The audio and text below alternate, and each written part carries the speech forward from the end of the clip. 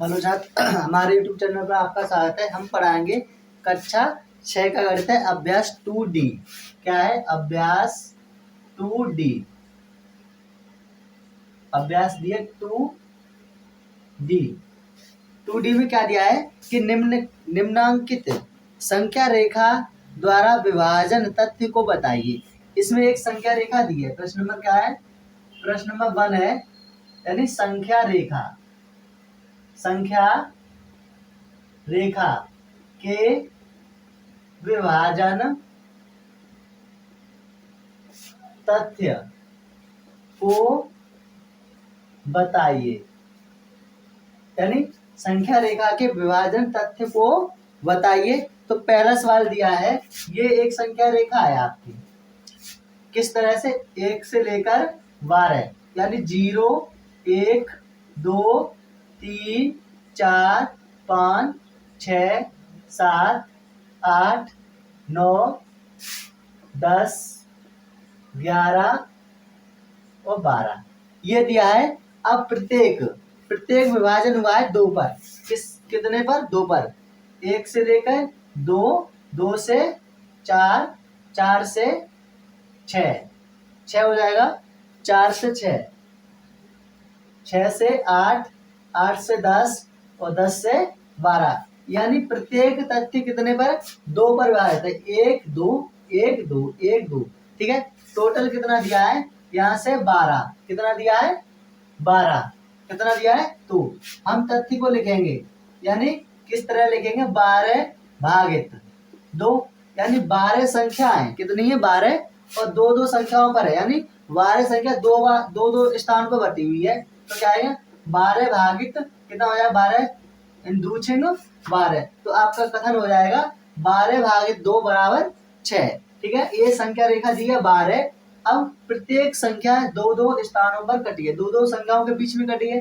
तो यानी 12 संख्या है, 12 संख्या जो दो भागों में 6 बार बटी है। कितने बार? 6 बार। तो 2 का भाग दिया 12 में, तो आया 6, यानी 2 बार संख्या बटी है। 2 तो कितनी बार? 6 बार बटी है। अब आते प्रश्न नंबर 2। ये था प्रश्न नंबर 1, ये है 2।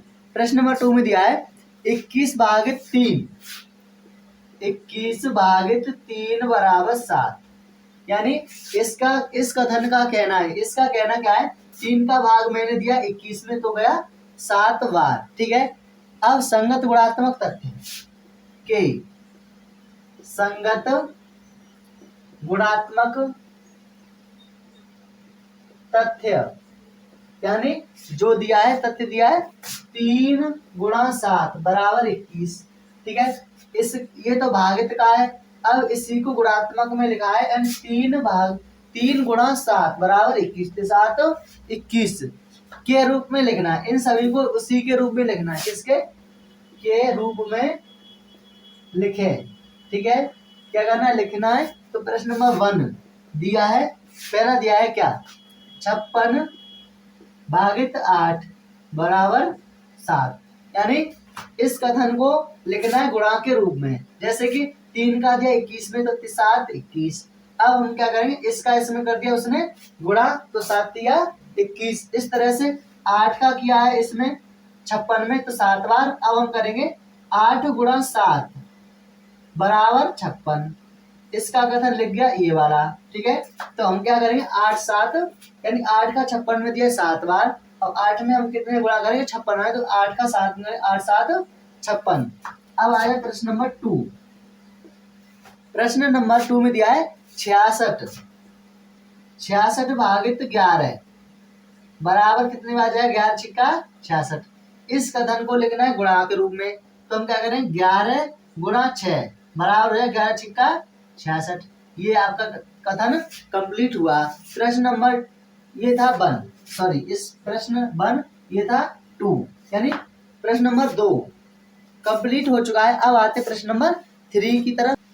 हाँ, तो प्रश्न नंबर 3 दिया है 117 को दो संख्याओं के 1 से 17 को 2 संख्याओं के गुणा के रूप में व्यक्त कीजिए, जिसका एक संख्या 13 है। क्या है? 13। यानी 1 से 17 को 2 संख्याओं के गुणा के रूप में लिखना है। यानी दो संख्याएं, दो संख्याओं को गुणा के रूपों में लिखें, ठीक है, जो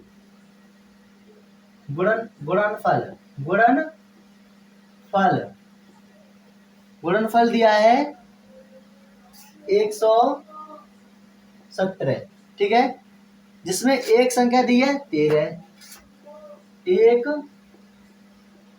संख्या दी है आपकी 13, ये है प्रश्न नंबर डाल 3, ठीक है।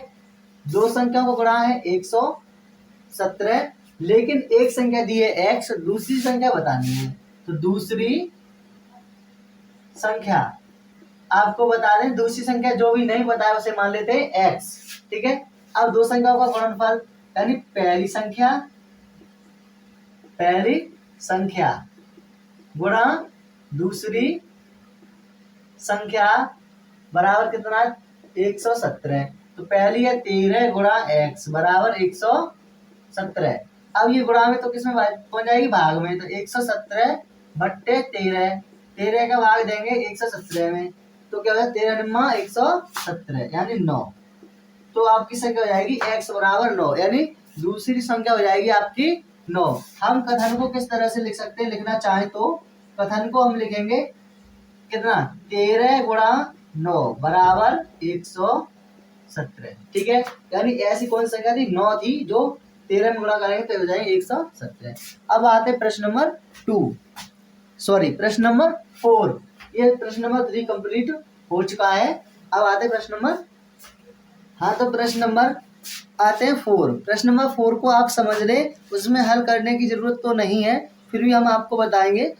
दिया है, क्या ऐसी कोई पूर्ण संख्या संभव है जिसको स्वयं से विभाजित करने पर वही संख्या प्राप्त हो, यानी ऐसी संख्या बतानी है जिसको स्वयं से भाग दें, जैसे कि मैंने लिया 3 लिया, तो 3 का ही हम भाग देंगे, तो उसका जो होगा 3 ही आना चाहिए, यानी वही भागफल आना चाहिए, वही संख्या हो, वही भाग देना है और वही संख्या आए।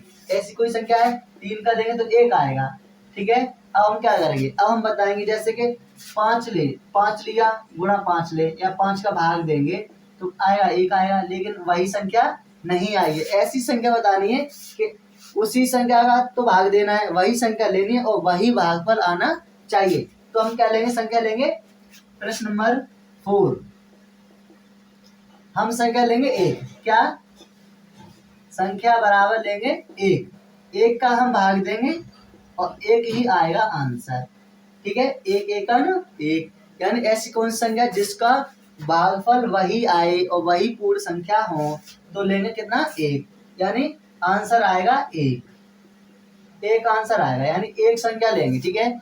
प्रश्न नंबर 5, क्या दो विभिन्न शून्यतर पूर्ण संख्या, क्या दो विभिन्न संख्या लेनी है, जैसे कि हमने लिया प्रश्न नंबर 5 में लिख लें 5 है, ठीक है, ऐसी दो संख्या लें, विभिन्न लें, जैसे कि मैंने लिया 3 और लिया 4। संख्याओं के लिए पहली संख्या को दूसरी संख्या से विभाजित करें, पहली संख्या को दूसरी संख्या से विभाजित यानी भाग दें, ठीक है। अब इसके स्थान पर हम दूसरी संख्या ले सकते हैं, कैसे, जैसे लिया मैंने 12 लिया, ठीक है, 12 लिया, 12 4 का देंगे 3 बार आया, ठीक है। अब क्या करते हैं, अब दूसरी संख्या को पहली संख्या से भाग दें, दूसरी संख्या थी 4 और 12 का भाग देंगे तो इसमें भाग नहीं जाएगा, तो क्या हुआ, यानी वही संख्या आएगी, वही आंसर आएगा, वही आंसर नहीं आएगा, ठीक है। ये आएगा 12 जीरो लगा के, यानी 40 कर सकते हैं, 12 2 4 12 दिया 36, ठीक है, 12 के 36 हो गया, पॉइंट लगा के यहाँ पे। अब क्या करते हैं, फिर और जीरो, यानी पॉइंट जब संख्या में आ गया तो ये 3 है या पॉइंट 3 है, तो अंतर आएगा, यहाँ पर आ जाते हैं 12 40 आ जाएंगे, 12 दिया 36 फिर आएगा, यानी वो समान संख्या नहीं है, तो क्या है, संभव नहीं, सीधा लिख देंगे, यानी भाई संभव नहीं है,